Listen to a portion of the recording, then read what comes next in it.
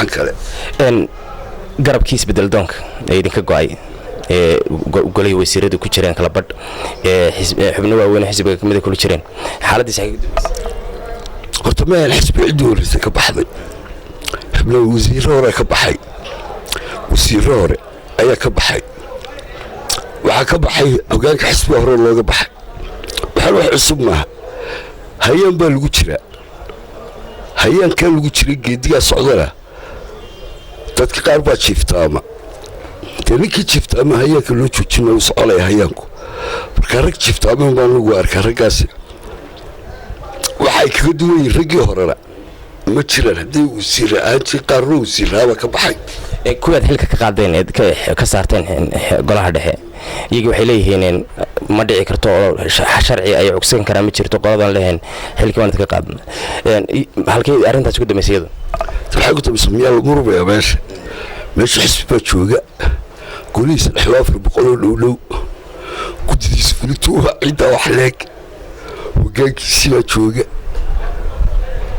oo lagama qaadi kari kana lagu soo dee shuruuc baa jirta dalku shuruuc buu leeyahay xisbiyada xeer bay leeyihin qofna laguma xadgudbi karo qofna wax xadgudba laguma samayn karo laakiin qofku markuu xadka ka tallaabo dee isaga iska tallaabiya cid kale tallaabay dee maca salaama weeye maxaa yeelay kale xisbi bay u tegeen xisbiga waxaan dowladda kusoo biiro maxaadna siinaysaan maxaa loo ogoshihiin maxaa u yaalla kii markaa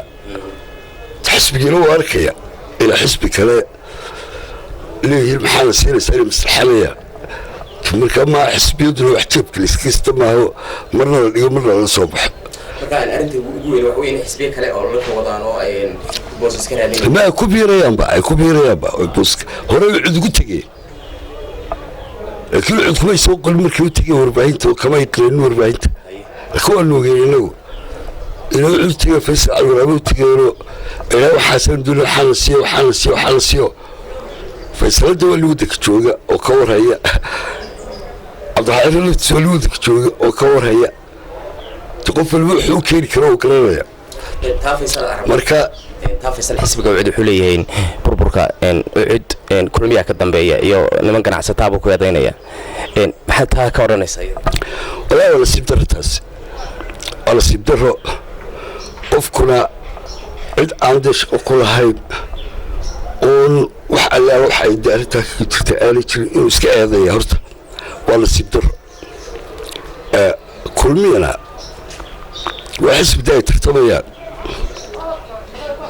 inaad ka cabataa xisbaa tartamaysaan waxaan arkaa anugu inay doqoniimo tahay haba tartamaysa waxaad kaga cabanaysa hadduu kusubaxday kale kusubaxdaynayaa ha ka cabanina iska celi oo dhaka keen laakiin maaha waan ka cabanaya haba tartamaysaane